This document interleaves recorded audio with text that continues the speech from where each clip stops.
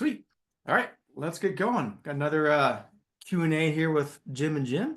Glad you guys all joined us and make the time out of your every other week. Kind of take some time to sit on here and just chat. Like I said, this is a Q&A. It's kind of very free flowing. Whatever's going on, the highs, the lows, the crazy stories, whatever you got, go ahead and jump on in. But it's been a couple minutes. Why don't we do a little quick little you can start, Jim. Do a little quick introduction, like how long you've been in storage, and give us a little bio for a couple minutes for anybody new. Dude, I was just talking about this to somebody yesterday. I mean, I started back in late '90s in storage right before. And it was funny because somebody started talking about Y2K, and I remember when all that was going around. Yep. And I started as a site manager back in the day, and just it was a job I stumbled into by accident. I wasn't looking for a job. I wasn't looking for a job here. I was looking for what I call a real job back then, and worked my way up from every position in the organization at Devon. I was a site manager, I was a trainer, I was a computer guy, I was area manager, worked my way up, and then I joined Freedom in 2019 and as an owner operator, and we own and operate 30 plus stores now and operations. I consult all over the country. I might have to go to I might have to go to Hawaii to consult. Oh, poor baby. But I told my wife she can't go with me because it's a work job. Oh, don't do that. So, but no, it's I tell everybody, and with all sincerity, it's the best industry I've ever worked in. When you get up every morning and you enjoy what you do, you're really not working. So there are Good. some days that are more stressful than others. When you're out there, digging a ditch or shoveling ice or hopping on plane to plane to plane. I actually looked last year. I had between Southwest, Alaska, Delta, I had 89 flights last year. Holy crap. That seems like every So time I talk to you, you're traveling somewhere. I'm getting ready. I'll be at ISS in April, and I'll be in Orlando for SSA in March. That's good. I think I'm gonna skip the SSA because just the travel, I think, but I'll definitely make the I'll make Vegas. I can do Well, that maybe before we'll you have to land do in a the flight. special Jim&Jim thing in Vegas. Try. They won't talk to me. Yeah, you can throw your weight around. See if you can do a little Oh something. yeah. Yeah. Jim Don't you who? know who Yeah, I exactly. am? You do that? Yeah. Uh, So yeah. Well, let me give you a quick little bio real quick here, guys. Got a small group, but yeah. Anyway, Jim Ross, been in storage probably as long as you have. Uh, there's just slightly, remember I was managing a site during the year 2000 when that came on. We remember the memo coming through like if the computer crashes on this date, this is because of why, and this is the precautions of what to take. So I was managing a location back in 2000, but been in storage quite some time as far as managers and regional manager. Been doing property management now for well over a decade under 3 mile. Love doing, that kind of stuff. And the operations is awesome, but this is a side gig. I love doing this kind of stuff, being able to do some trainings and workshops and then kind of, the Facebook groups and doing the podcast and writing the books. I like that kind of stuff as well, just doing the education part of it. And a lot of those things kind of become stagnant, which is why we have this. This is mhm. very free flowing. We're able to talk about kind of latest and greatest and what's going on, and we're all here to learn from each other. Yeah. So that's the point. If you're here, cool. Chime in what's up, any kind of questions. Otherwise, we'll just kind of keep going through the conversation. We keep this, if it's your first time, definitely keep it at an hour. So top of the hour, we're done. We'll see you in every other week, every other Friday. It's So almost Jim, Friday. question for you. Yeah. I got this yesterday. I know what my answer is. I'm going to ask you your answer. Uh-oh. Why do we do I know why I do this. Why are you and I are very similar in a lot of ways that Yeah. we want to help everybody. We want to keep the education moving, keep everybody informed. What drives you to keep going? Because I know what drives me, and I'll answer after you. But what drives you to keep doing this? Two-pronged. One is just be able to see people, have that communication, have that connection, have our little community that we're building here. I love that part of it. I've been the manager for, like we were mentioning, I've been a manager for a long time back in the day. It gets lonely sometimes. You're just kind of there, you're siloed. You're there by yourself. You might have some communication here and there, but it's kind of a one-man show. And so Yeah. I look at that and like I'd love to get more managers on here, just be here as a resource because that part's great. Be able to have that kind of a connection. And Tell you really, mine, kind last year for me, I was walking around one of the conferences, I one of the big ones, Texas or one of the big ones, and yeah, I had somebody come up to me that I had never met in person before, but we had met through one of these Zoom, whether it was this one or whatever one, sure. and they came up to me and said, "Thank you." And I said, "For what?" And they said, "The advice you gave us really helped us do X, Y, and Z at our store." And for me, when I'm speaking on the stage or when we're doing these things, and you and I both read the rooms a lot, right? We're people. When I can see the light bulb click, that somebody understands what we're talking about, and it's a win for everybody. I think that's the biggest thing for me. Oh, totally. I mean, I say kind of the second prong is selfishly, I learn. Even though we've done it for so long, just talking to other people, we're always learning. It's not just from us blabbing on. Someone else might say something like, "Oh, that's a really good point. I'll put that in my operations." So selfishly, I kind of do this as well because I'm always trying to learning and growing in my own operations. So who better than from the community at large? So that's really the point of being on here and joining in the conversation because yeah, we all learn from each other.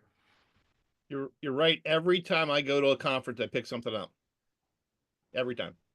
Yeah, and but again, I like kind of this thing too, 'cause we're kind of smaller because it can be free flowing. It's not just a presentation saying here's my bullet points. No, I like Yeah. this kind of this kind of format. But that Well, being let's said, open it up to our conversation we started with earlier, and what's just to that? catch people up on what I said.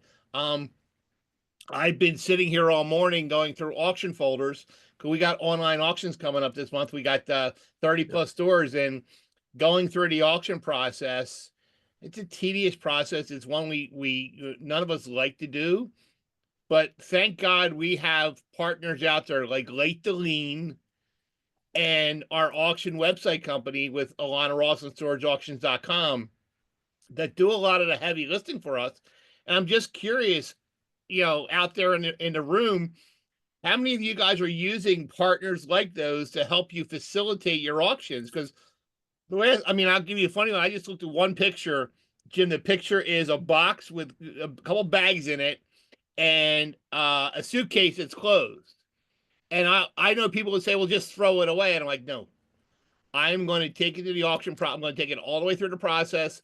That way, I can say it was deemed no value by the general public, and then I can dispose of it. Because one of the things Jeff Greenberger talks about all the time when we're doing these things is, the perceived value of that unit. Are you the expert to tell what it's worth? No. But if I have now it's open and it's online and I had 600 people view the unit and nobody bid on it, I'm good throwing it away. Yep. The extra 30 days isn't going to kill you to go through that and just. No. So anybody I'm, out I'm there? so pessimistic. 'Cause I think everyone's so lawsuit happy now. It's like sue anybody for Yeah. anything. So I would, yeah, you just go through the whole process, and that way you just know Yeah. for a Garrett, how fact. about you? You always Uh, want to chime in. Anything for any auction things for you guys doing that make you're looking at all the time that you're like, wow, I couldn't do without this stuff. Yeah, I think having automated like Locker Fox or Late to Lean or some of these automated systems really take a little bit of the burden off. And I think from a perspective of uh, collections and auction process, once a lot of that becomes more automated, you get the automatic triggers of, hey, these customers are at this point of lien, it's getting automatically, notices are being sent out automatically. We're running the ads after you go through the proof and make sure that everything is there. And I think what that does is it helps you keep on a timeline and a schedule. And I always say this to everybody, managers, owners, operators, anytime I do third party, you name it. We are not in the business of auctioning people's items off. If at all possible, if we could avoid that, we would. But the reality of the situation is that's not the case. And so when you use these automated systems, AI Lean and LockerFox, some of these other ones that are out there, other sites, uh, we can be very effective when we have to do it to have a set timeline, get those customers out so that we can bring other paying customers back in, and so that we don't keep accruing and writing off tons of bad debt. And that does affect your P&Ls as you go down month to month to month. So the goal here is not to auction people off. That's not what we're trying to do. And that's not what we're in the business of doing. But the reality is having those functions are vitally important because it allows us to replace those that we're not attaining revenue from and then bring back in people who are providing us revenue. And it's a win-win. If I can make a deal with a customer, I'll make a deal with them. There are sometimes when customers owe, let's just throw any number out, $600, and they say I can only pay 300 or 250. You know what? Sometimes it's better to take the loss and get some money than to go through the process where they're unhappy. Because I'll tell you what, if that person will remember that you did it, and they will still say positive things about you later on, more than likely, you'll have a better positive response, especially if you're in smaller communities. Hey, you know that I got into trouble here. That guy was really great over at the property, really helped me out. Hey, if you really need to store something, you should go talk to him. And so we have to think of it from that perspective. Absolutely, we'll make deals. We're going through right now a new property we bought in Kansas that severely was. I mean, we had people 1,000 days past due because the old owner wasn't collecting. And we're trying to do 60-40 thing. When we first took over, we actually rolled out an embassy plan where, hey, give me 70% of what you owe us. We'll call it square. You start fresh balance. We're now to the point of auctions. People are like, I got one guy who's like 900 days past due, never got a hold of the guy. Guy finally called us back, and because we're sending emails, we're going to do this. And one of the things we send in our emails, Garrett, is not only we're going to auction you, we're going to send any remaining balance in a national collection agency. I use them all the time. Do I get a lot of money from them? No, I don't. However, just this month, I've gotten 7 contacts in the last 4 days from them saying, hey, we need the ledger for this one, the ledger for that one. People are now all of a sudden trying to buy stuff. And we tell you, not a Gary, up for auction, going to be public auction. And after that, the balance is going to go here. So, please call us and let us work with you. And we will work with people. But I found, and it's funny, the more 9 times out of 10, when you make a deal with somebody one time, they're going to go right back into the situation again. And we tell them it's a one-time deal and we're not going to do it again because habituals, and we're running into that now with Extra Space racing everybody to the bottom with rates. We're now seeing people that are renting units and are writing auction status because they don't have the money to pay the bill. But you're right, having the tools. Say that again. They're doing what? Extra Space or the customers? Customers. Customers are renting a unit now because you got a 10x10 for $25, $30. They can rent it because they got evict or whatever. They put their stuff in there, and now all of a sudden they can't pay their bill. So we're seeing. I mean, this month I can tell you right now. If I look, Jim, I can tell you across my 30 stores, I only have 56 auctions across 30 stores, and one of them, I really should back it out. 17 of them are the one property we took over that we finally got to be able to have the auction at. So if I take the 17 out, I'm at 39 auctions across 30 stores. Not bad at all. That's not bad. Do you do what's your cadence? Every month, every other month? Every month.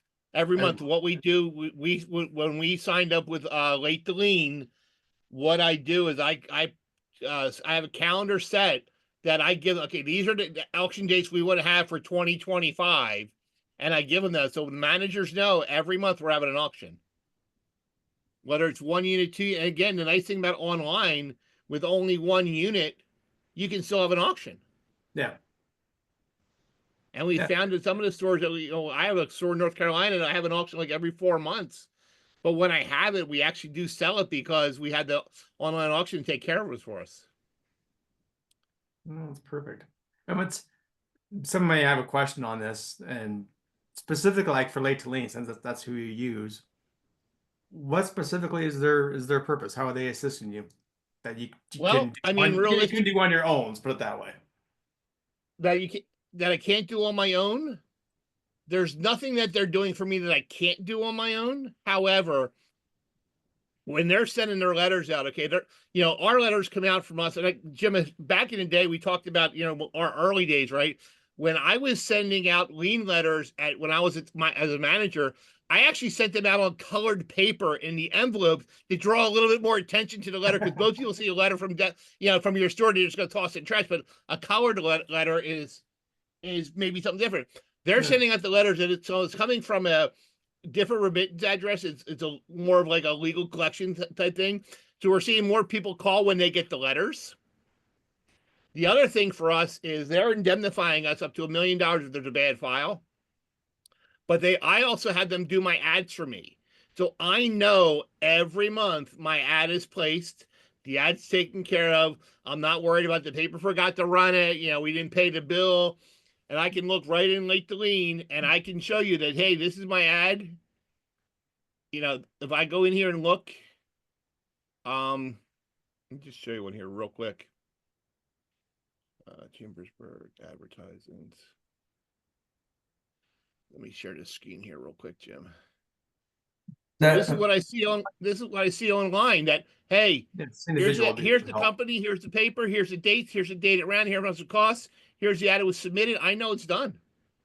So for me, the ad's out, the letters are done, and it just gives me peace of mind. And what we're paying them, so we're paying them, I think it's $13 a file we send to them, right, to do, and then we pay for the ad. All I did was I increased my foreclosure ad from $100 to $125 to cover their costs.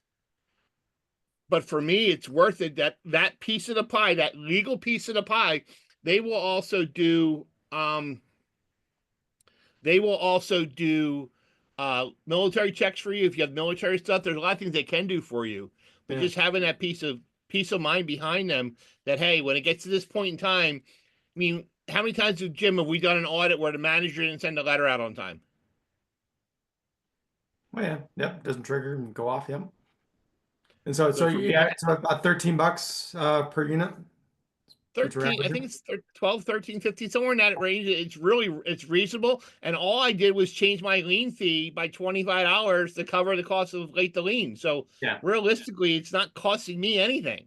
Well, if they go to auction, I got to pay it, but they pay their way out. I mean, realistically, last month, I think we sent out, on December 1st, when we sent the auction letters out, we probably sent out 65, 70 letters, and now we're down to 30.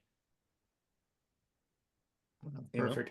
Have you ever had just curious, have you ever had anyone come back and you sold my stuff wrong and did something wrong? I have to fight it and show them? No, okay. We've had people threaten. Exactly. I get the threats. Yeah, we've had people come back and say, "Hey, I never got it," and here's the letter we sent. Here's a copy of the letter we sent to you. Here's the ad that was posted. They go away real quick.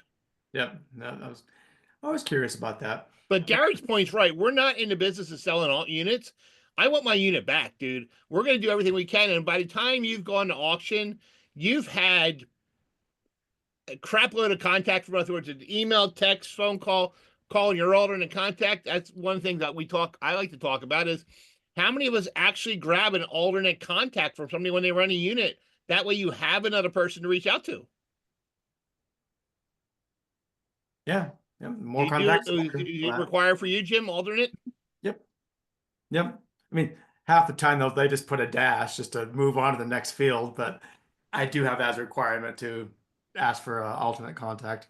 Yeah, we actually put it in our lease that they can't reside with you, that we need a different phone number. Because I don't, and I'll tell you, I don't care if it's here, Hawaii, or Guam. As long as I get a number that I can reach somebody, I can get a hold of you. Yeah. No, I had one not too long ago, Jim, where the manager called and the guy had listed his mother as the alternate contact. Yeah. So the manager couldn't get him. Last resort, called the mother and said, "Hey, we're trying to reach out to Jim in reference to his storage unit. Can you please have him call us?" He called within 20 minutes. His mother gave him a crash of crap for, not paying his bill. That's funny. Gotta call the mom. Hey, I got a question for you. Unless anyone else has a question, I got another question for you here. You just I said got you're. one. Go ahead. Yeah. Hi, Jim and Jim. So you mentioned that I think log to lean, they go ahead and issue the ads. I have used a couple of times storageauction.com, and my understanding is, or maybe that was a wrong understanding, right? But my understanding was that they do the advertising from the moment that they create the auction, and I think there's a click that you mark. Do you need to be published or so? I think they call it published. Right. Martin, you have to watch because every state's different. Late Dealing does have things where they can, storageauction.com where they can have a public auction for you. But certain states, like in the state of Pennsylvania, you have to run it in a newspaper at least 1 week. Certain states you have to run here or there. So whenever we, like in North Carolina, it has to be online. So you can just use those guys. Okay. But certain states you have to, and I know Pennsylvania is one of them. We have to have 2 ads run consecutive weeks. One of them has to be in a paper. So they run the ad and then they give it to me, and I post it online. And I go into storageauctions.com and go and create a public ad, and it displays on their website for us. Okay. Cool. Yeah. It's And state then specific. follow-up question.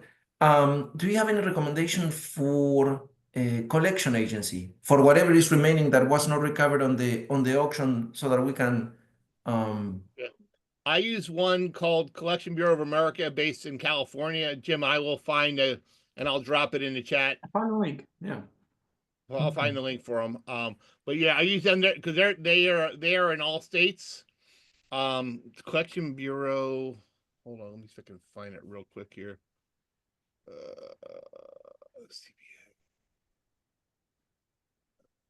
Do they charge you like fees initially, or they just collect everything on the back end? And that's how they make their Just on money. the back end. Okay, and that's why I wanted to just bring up, because there's a lot of collection agencies out there. Just find the ones that they only get paid when they collect on the back end. Don't do it per submission because it can add up quickly. So Yeah, it's super. I use them just because it's easier for everybody. For me, that they're there. yeah, And I would imagine they have to specialize somehow in self-storage, right? It's not because it's a little bit of a specialty, I would imagine, right? So, or not. no, these kind of collection agencies, they don't have to specialize in it as long as you have to provide them, a contract that you had an agreement. So you got to show them the contract and then the final ledger of what their balance was owed. That's all I have to get mine. Yeah. I just dropped it in there for everybody. Yeah, no, we use them again. We see some, we don't, but every month we send them out, and they do integrate with some of the softwares. I chose not to integrate. I'd rather upload a file to them, for each store. That way they're not pulling directly. And then when they reach out to the customer, if the customer wants more data, they'll come back to me and say, hey, the customer contact back once approved, then I'll send a ledger, the notes, or whatever I need to send. So, Great, thank you. Perfect. Yeah, got a question for you, Jim. You said you just got back from doing like some boots on the ground training, huh? When it comes to that, because again, this is another reason why I do these too. I'm learning from everybody too. How does your boots on the ground? Because again, when we say boots on the ground, a lot of our sites are remote. They don't have a manager physically there, so we rely on the boots on the ground guy to go a few hours a week to do the walkthroughs and clean outs, that kind of stuff. What's your guys' system for communication? I thought that's always a thing that's like still trying to figure out. We're still a little old school. I know there's some tech companies out there are doing more things with us. Yeah. Most of our hubs have a laptop or some kind of computer and a printer in the office, so they can log into SiteLink. They can print the walkthrough, they'll out and physically do the walkthrough. Then they'll scan the walkthrough and back to the manager, to the hub, so they can reconcile it. So I want 2 sets of eyes on it. If they find a unit locked open, they're going to take a picture of it and email it right to the hub, so they can call the customer, puts it in the file. A lot of communication over the phone.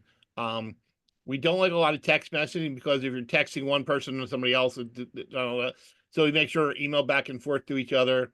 They answer the emails in the hub. Still a lot of old school paper and pen on that. Auction month, they had to go through and they'll print out the auction inventory sheet. They'll take the pictures. They'll scan all the inventory sheets up, and then we use Google Drive. They'll upload all the pictures into Google Drive per folder. And we have a process. So when we do our auctions, we start with the unit number, go through the processing, and with the lock and tag, so that way they know where they're flowing. It's just things we developed over the years that make life simple. But it's still, I mean, I've had tested like the raffle walkthrough for the tablet one. Very slick, very nice. But when you have smaller properties, you know, Jim, you can't keep adding costs. Yeah, I know. That's why I was kind of asking too, is that flow of communication. What about with your, I'm curious, like for your call center and like the boots on the ground, or does everything flow to your main manager hub? Everything flows to my hub. So we use OpenTech for our call center and everything goes hub. So in my hub, Jim, so I have an office in Gettysburg, Pennsylvania. They run eight locations all over the country. Everything funnels through the hub, and then they communicate down to the ground with the people. Gotcha. Okay, we need to do like an operations workshop, because I get those kind of questions a lot too. Just best practices of, but that's always hard because you have to kind of show what you're doing, but they have to kind of tailor it to their own site and on what their operations are. But I don't know, just like a best practices type workshop for operations, and would be kind of nice. One of the biggest questions I get asked, Jim, all the time with consulting work is, we're not renting. We need to rent. And I always go back to the same thing, Jim. I always go back to your leads. How are you working your leads? I always go back to the funnel. It's the website's job and organics to fill the funnel, but I'm sure you see it too. 9 times out of 10, there's stuff in the funnel, but it's never getting worked. I just did a call this week with a potential client, and we're talking about tracking all the stuff. And in Sightline, there's a report that they can run for me with their leads, how many came from the walk-ins and how many came from phone calls and how many came from all these categories. So they ran the report for me for their 6 stores for a month. And in a month, they had like 47 walk-ins for all the property. They ran like 46 of them, which, whatever. Their online was like 72 and they ran in like 40 of them, whatever. Yeah. Their phone calls logged were 2. I said, there's your problem. Your managers are not logging your inquiries to follow up with them. Oh no, they log every one. I said, bullshit. Can't. So then I asked them, and again, they're a Sightline customer. I said, so is your move-in button turned on or turned off in Sightline? And they're like, it's on. I said, turn it off. Make everything go through lead to lease. I know storage has got same capabilities, and I think you're on Cubby with that. I'd love to hear how it's going, by the way. But it's one of those things where you don't need more leads. You need to work the leads you have better. For us to follow up. Yep. Now, if you're not getting them, and then it goes back to the organic stuff with the website and how are you ranking and Sparefoot. I had a call last week. That's Sparefoot. Person said, I will never, ever, ever use Sparefoot. I said, why? I don't like them. Why? I just don't like them. I said, okay, last year they got me 1,000 rentals. What do you think, Jim, my average cost per rental on Sparefoot was for 2024? You said this before, and it's like really low. It surprises me. I have no idea, but tell me.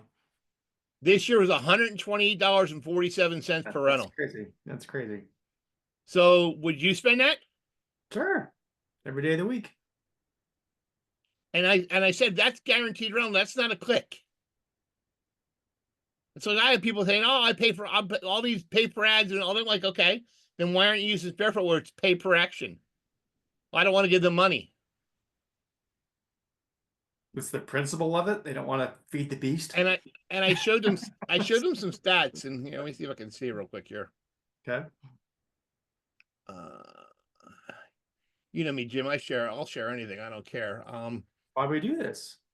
Let me see if it pops up here. Hold on a Yeah, second. and how do you get to that low cost? Is that because the I mean, because I understand they take a minimum of 2 months rent, right?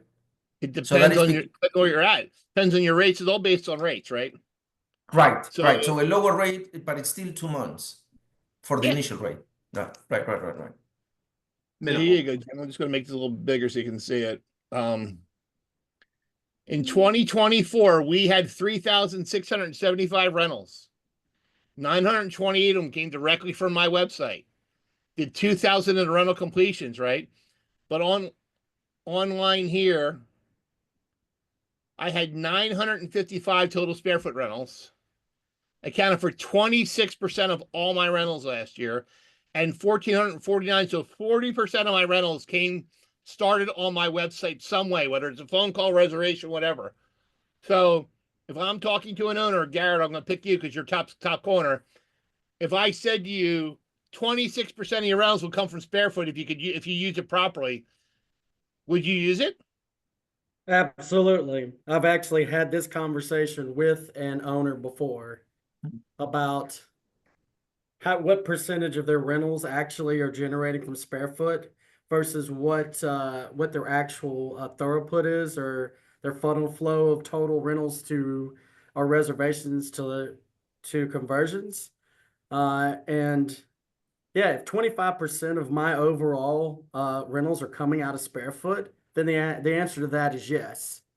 Um, you just have to moderate what type of discounts that you're actually offering with somebody like Sparefoot, because when you calculate, as you know, Jim, when you calculate the discount you're offering on top of whatever the multiplier is that Sparefoot is charging you, sometimes it takes quite a few months to ever recoup that back. And if they're a short-term tenant, you have to kind of watch that. But I do agree with you. I would take 25% of my rentals from a site that's generating them and not cut them off immediately, like some people I've seen do. Just curious, are you competing against because of course all the REITs are on the platform as well now too. Are you competing Some markets against we are. We actually just had to up our bid rate in a couple of stores Yeah, to do that. But when you look at, and here's one of the things, I look at all the time, and I ask this question a lot, and people don't know the answer to this thing, and this one drives me crazy. Is what is your average length of stay for a customer, and what's the lifetime value of that customer? And if you don't know the answer to that, That's what helps and make again, all I'm your going to decisions. share something here a little bit that, this is one of the programs we use with district manager. I'm going to share this so you can see. And I got to update this number a little bit, so it's not 100% accurate. But here's Sparefoot. We're looking at 4,000% ROI. Now, some of this money is off a little bit, but if I look at the last 12 months, I mean, here, last 12 months, Sparefoot gave me 153 leads, right? 66 rentals, 43% closed at this store. Here's how much the total rent is. Here's how much rent they paid so far. Here's how much their estimated value of that rental is. $109,000. So if I plug in my expenses for that one, it'll give me my ROI right here. So I could tell you how many of my rentals, website rentals, website reservations, how many phone calls, how many quotes. I can tell you all my sources. And if you're not analyzing your data to know your length of stay by source, and what the value is they're paying you.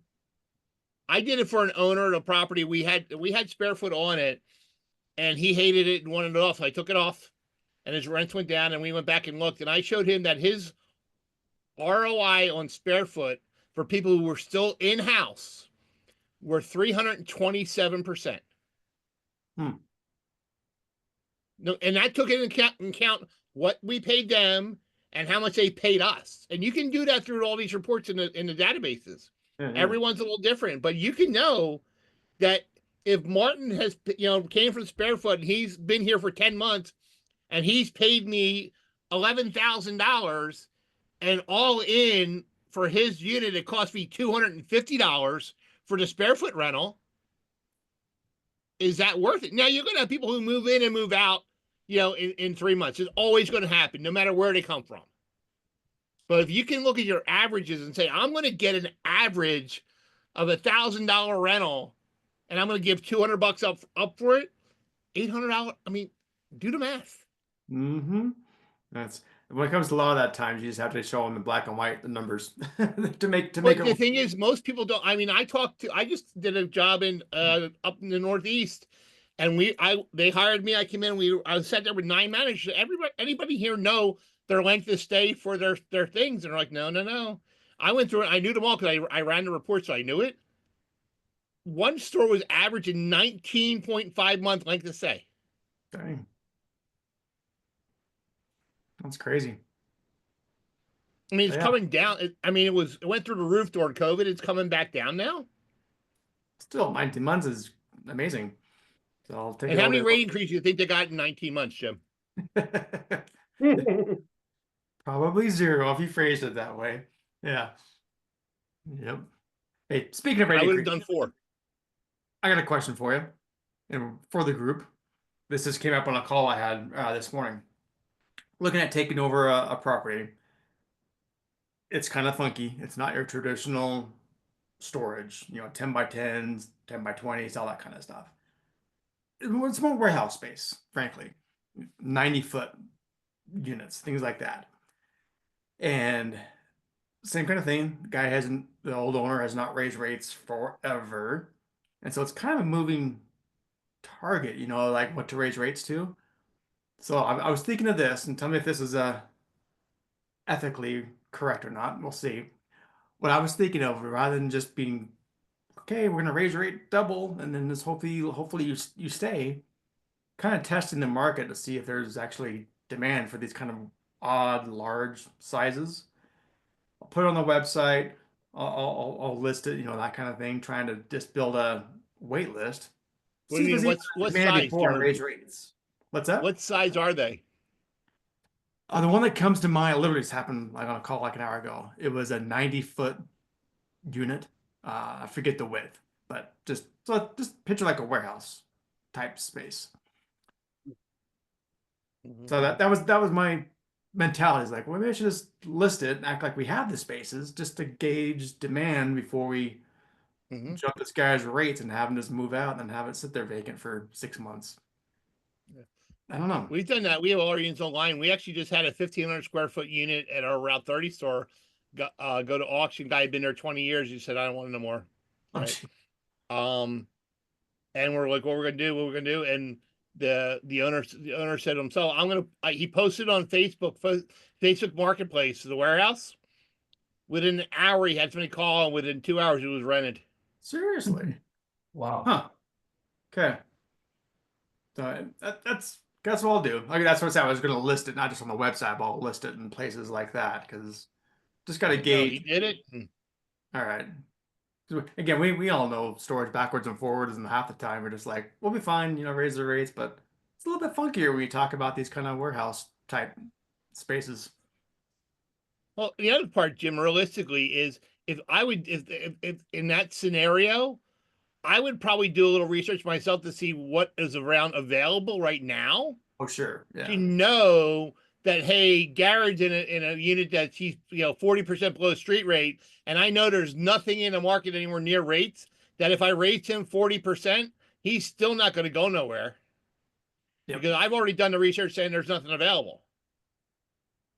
Yep, for sure. Well, good. What else we got here, guys? We got about 15 or so minutes left. Anybody else got any questions? Got a small group today. Everyone's on vacation. I think you said it when we first got on here. It's been a long ass week, dude. It's been one of the longest weeks of my We got people sick. I got managers sick with my son who was down for my son's never, he's like me, he's never sick. He was down 2 days straight. Oh Just no. coughing, fever, and you call the doctor, like, it's going around. Fluids and rest. Yeah, that's all you can do. Yeah. So You got to be okay with all your traveling. You can't get sick. You can't afford it. That's what I always say. It's like, I don't have time to get sick. So I don't. Yeah, no, I'm actually taking the wife to Florida next Friday for our anniversary. So Well, that's fun. Where at? we're at Disney. Doing the Disney thing. Gotcha. Yeah. But tell you what, dude, Disney as an adult with no kids is really, really cool versus going with kids. You get to go where you want. You get to do what you want. You get to eat where you want. So Like, we're gonna you're get. not like one of those Disney adults though, right? That have to go every 6 months. No, we go every couple of years. We're actually taking Okay. everybody in Okay. December. Stephanie Tharp is that person you're talking about. She's always there. She's not on, is she? Okay. No, Okay. I get she's there all the time. Actually, I'm going to try and I got a message to see if we're going to meet up on Saturday when I'm down there because There you go. I love Steph. She's great people, but she's a Disney fanatic. I don't know. I have a friend of the family that just moved from Utah to Orlando, and they're literally 3 minutes outside the gate of Disney World there. That's how big of fanatics they are. Like his wife was hungry yesterday, so she went to Disney World to eat lunch. That was it. Well, Came back. Floridians get a really good annual pass rate, so you What's can that? go. Oh, the Floridians rate, get a yeah. really good annual pass. So I mean, yeah, if I was down there, we got friends who moved down there and they go period. They'll go over for dinner or for night, just walk around, But yeah, so what I else is used going on out in Utah? No, like I said, all the sites I've been getting for management, it's all back east. Be more here local, but yeah, it's all kind of been back east. It's interesting. Well, No, parts. Minnesota this morning. Okay, Minnesota's not east. Well, to me it is. I'm Western, so it's east. Mid, whatever. Central, is that better? But Central. okay, it's east for me. No, it's all good here. I know we're supposed to be getting our like regional type event here in Utah. They combine like Utah, Nevada, Idaho, I think, maybe something another state. Yeah. We'll see how that goes. I mean, I So don't do question, many state shows. I do like the ISS, and I kind of call it good. question for you. We're seeing more and more and more um remote run operations coming out. I see more and more companies that are coming in and saying, hey, we can do your boots on the ground stuff for you. And they're saying, hey, we can run. I had one guy that quoted me that they can run a 300 unit property for 12 hours a month, boots on the ground. So companies they're hiring and overseeing the boots on the ground. I haven't seen that. Yeah. 12 hours a month though, Jim, for a I 300 would unit like to property. see that. Yeah, prove that. That Yeah. ain't working. So Yeah. no, it's I mean, right now with the economy and hope, and I know we're not going to go politics here, but hopefully with Trump getting inaugurated next week, things are going to, the economy's going to get a little better for a lot of us. Rates are going to come back down a little bit, and maybe we'll see more people moving and churn a little bit more traffic for us in March, April, and May. No, I just want to see people move. I just want to get the rates going back up instead of these rates that are down. I mean, literally, Jim, there's an extra space by my house that's got a 5x10 for $12 a month. Oh my God. Well, for the first 2 months, then they'll jack in, bend you over at month 3. But yeah. Yeah. No, But that's what people don't understand. And that's what we're trying to educate our managers on, that just because they're, and owners too, they're like, oh, you got it. I'm like, no, don't. And, but I mean, we get people all the time that move because I just saw an announcement from somebody that they're now doing price lock guarantees. Mm-hmm. They're going to lock your rate in for a period of time, if you rent. So I'm real curious to see how it's going to go. No, I mean, well, again, we've talked about this before, but do you want to market yourself the way they are, like the $12 rates? Yeah, that's always scary to do that because then you're forced to do those rate increases later on, or advertising it that way right on your website, doing the price lock guarantee for 1 year. I've done that in a few locations. I mean, we're still testing it out like anybody else, but just that's kind of the educational process. But playing devil's advocate always is okay. You're looking at your website and your average Joe that needs a storage unit. Are they thinking that deep about it? They're just looking at that rate and thinking this is amazing. I only need it for a couple months anyway, and they're jumping into renting. I don't know. That's my I problem. haven't been forced to it in my markets, but I know plenty of people that they're kind of being forced to play the game. I know. In fact, I listened to a podcast not too long ago from AJ Osborne. That's what he was saying. He's like, we don't have a choice. Some places we have to we got to play the game. We don't like it. Doesn't feel good, or we're kind of being forced to do these crazy Yeah. fire sale rates. Well, even in my town of York here, we've added over 100,000 square feet of storage in the last year. Gee. Is demand there? Yes, no, who knows? Demand is demand. There's demand, yes, That not much 100. demand. No, That's a different well, story. so much. One of the guys who built a store here, they built it where I would not have built it, and from the highway, it's great. You can see it, but you can't get to it. They've actually put banners in the windows where to turn to. And I saw one of the guys at one of the conferences. Hey, send me some rentals. I'm like, no. As we were talking about our history and our first getting into storage, the location I was a manager at during the Y2K crap, it was called A1 Access. So A1 Access storage supposed to be great access.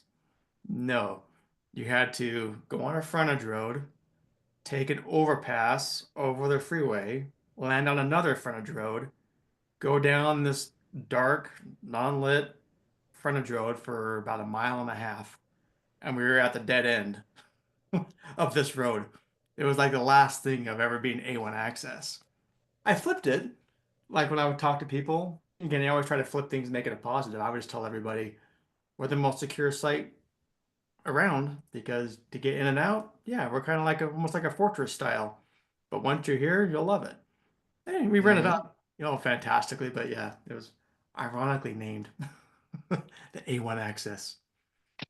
I know. All right, what else we got? Anybody else want to jump in? I had two questions, if I Yeah, may. go ahead. Um, do you use any particular level for square feet per capita to say yes or no, or for acquisition purposes, or is it just one more variable in a mix of other things too?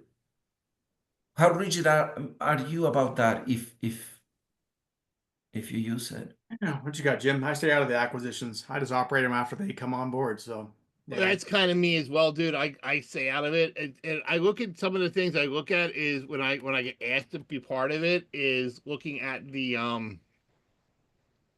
um looking at the rate, how many people are in the area. I look a lot of times more at the demographics with the marketing trend. What's the occupancy? Is your area growing or shrinking? What percentage is growing? What's coming in? What's the rate per square now? And then also looking to see, I'll drive a little bit deeper into that, and I'll look at climate versus non-climate. But Jim, who's got a really good product for that? Jody Burke with Store Track. Not only do they have the rate scraping part of it, they got a part for acquisition where they do some demographic analysis for you, Hmm. and they look at some rates around the area and stuff like that. I mean, the demographics probably the biggest thing I look at first to see what the population looks like, what the growth looks like, and then look what's there, what's coming. I mean, the REITs are now are all. I mean, it used to be safe to go to secondary, tertiary markets because REITs weren't there. Dude, now they're everywhere. Right. Right. Oh, So yeah. It's not so much even though they're big REITs, some of the smaller players that are growing their portfolios. I think I mentioned this to you last time, like Grand Junction, like 10 Federal, like totally invaded, and Amarillo and Spare Box, they like have 10 locations. It's been interesting just watching how things are changing and maneuvering. I was listening to a thing from who was it? Gary Edmonds yesterday. I couldn't make it to Scott Myers Mastermind was here on Salt Lake. 20 minutes from my house. They asked me if I wanted to go. I'm like, oh, I just could not make it. So they I gave me, wanted to go, but what's that? I wanted to. I thought about it, but I'm like, I ain't going. Well, they gave me a Zoom link. So I had the Zoom link playing while I was actually working. And Gary Edmonds kind of wrapped it up yesterday talking about it's just like, it was almost like the death march of like management companies, just saying how it's getting harder and harder for the little guys to A, find the units and find the facilities, and then B, to make the numbers work, and then either to hire a management company or to do it yourself. It was just interesting. You know, it's one of those things where we've done management for so long. We're like, ah, it's all Well, fine. there's so many management companies out there now. They're all popping up, and they all got their gimmicks and their sticks, and I'm like, yeah, I don't want to. I don't want to. I mean, dude, I've turned down more third party stuff. I don't want them. I'd rather just manage my own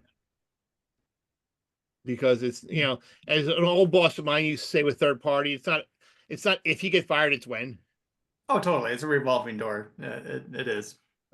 So Not so much Jim, when they do a we were bad just job. Like, they do a good job when they sell. That's what yeah. happens.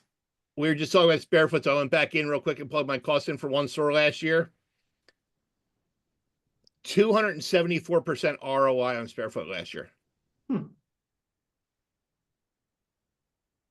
Total expense was $13,000, and right now they paid me over $37,000 and growing. Oh, that's great. That's, and again, I know it's kind of a case by case basis going back to square foot thing and making the numbers work. I've had some markets. Where was it in Columbus? Holy crap. I couldn't to get in the top 10 was like 700%. I can't make those numbers work. No. It was insane. I mean that's an extreme case, Yeah. obviously, but I can see the trend going that way in more and more markets. And this Oh wasn't yeah. it's not a huge market. It's not, but it's Yeah. just such a high concentration of CubeSmart, Extra Space, and who else was using it? I can't remember. There's three of them. There's three big players that it just totally cranked up the rankings, and I couldn't compete. So some places, yeah, I No. have a choice, but I can't do it. Like I said, that's why I'm glad a lot of my stores are in secondary markets that I'm not necessarily with all the REITs. No, yeah, yeah. Yet, we'll put that in the asterisk. It's coming. Oh, it's coming, dude. I know it's coming. Don't yeah, I'm there. So Well, that's good. We're gonna kind of wrap. Any other questions before we start wrapping this up? I'm gonna get ready for my. Well, the second one. Yeah, go ahead. I remember from a few calls back, there was a reference of a company doing the stickers for the QR codes to be placed on the floor for reviews or to encourage reviews. Yeah. Do you remember by chance or any way to get the name of that company? Oh, well, it wasn't a company. It was the company that produces those decals. Right. We just had like an idea, like, oh, it might be an idea for doing that. I didn't. Ah, okay. So it wasn't really one. Okay, okay, okay. Got you. I'll get to the vendor that for make those decals, but no one's actually that I've seen using it for that purpose. We're just kind Okay. of throwing ideas out. And it's like 30 something bucks Yeah. per decal. I'll find it for you real quick though. Hold on. I'll put it in chat. So I think pretty sure I took a screenshot of that and I sent it to myself. There it is, I think. Yep, I got it.